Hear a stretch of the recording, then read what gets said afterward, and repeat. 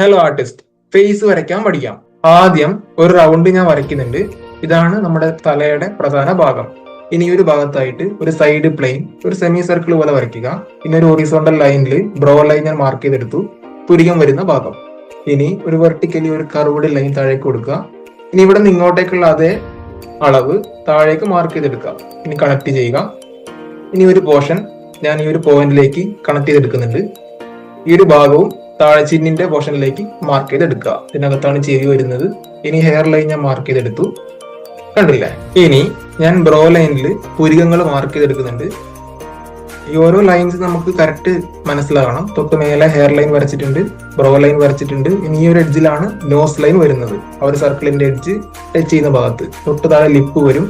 ഈ ഒരു സ്ഥാനം നമുക്ക് കറക്റ്റ് മാർക്ക് ചെയ്തെടുക്കാനായിട്ട് കഴിയണം. ഇനി ഞാൻ കണ്ണ്, കണ്ടില്ലേ? ഈ ഒരു ഭാഗത്താണ് ഐലൈൻ വരുന്നത്. ഇനി ഇത്രയും കാര്യങ്ങൾ കിട്ടിക്കഴിഞ്ഞാൽ നമുക്ക് ചിത്രങ്ങൾ എളുപ്പത്തിൽ വരക്കാനായിട്ട് പറ്റും. ഇനി നമ്മൾ വരക്കാൻ എടുത്ത റഫറൻസ് നല്ലപോലെ സ്റ്റഡി ചെയ്യുക, ഒബ്സർവ് ചെയ്യുക. ഓരോന്നിന്റെയും ഷേപ്പ് എങ്ങനെയാണ് കാണുന്നത് അത് നോക്കി ഏകദേശം മാർക്ക് ചെയ്തെടുക്കാനായിട്ട് പറ്റും. നമുക്ക് ഹെയർ ലൈൻ ഉണ്ട്, ബ്രോ ലൈൻ ഉണ്ട്, ഐ ലൈൻ ഉണ്ട്, അതേപോലെ നോസ്, ലിപ്പ്, എല്ലാത്തിന്റെയും സ്ഥാനം നമുക്ക് കിട്ടിക്കഴിഞ്ഞാൽ ഡ്രോയിങ് തന്നെ ഈസി ആയിരിക്കും. ഇതാണ് കറക്റ്റ് മെത്തേഡ്. ലൂമിസ് മെത്തേഡ് എന്നാണ് ഇതിനെ പറയുന്നത്. ഇനി ഞാനിപ്പോ ചെവിയുടെ ഭാഗം കറക്റ്റ് ചെയ്തെടുക്കുന്നുണ്ട്. നെക്കിന്റെ ഭാഗങ്ങൾ വരയ്ക്കാം. ഒരു ഡ്രോയിങ്ങിന്റെ ഡീറ്റെയിൽഡ് ക്ലാസ് ഞാൻ യൂട്യൂബിൽ അപ്ലോഡ് ചെയ്തിട്ടുണ്ട്.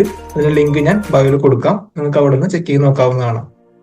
ഇനി കണ്ണുകൾ ഞാൻ കുറച്ച് കറക്റ്റ് ചെയ്തെടുക്കുന്നുണ്ട്. ഡാർക്ക് വേണ്ട ഭാഗങ്ങൾ 2B പെൻസിൽ ഉപയോഗിച്ചുകൊണ്ട് ഡാർക്ക് ചെയ്തെടുക്കുന്നുണ്ട്. അപ്പൊ നമുക്ക് ക്യാമറയിൽ കറക്റ്റ് കാണാനായിട്ട് കഴിയും. ഇനി ഷെയ്ഡ് വേണ്ട ഭാഗങ്ങൾ ലൈറ്റ് ആയിട്ട് ഒന്ന് ഷെയ്ഡ് ചെയ്തെടുക്കാം.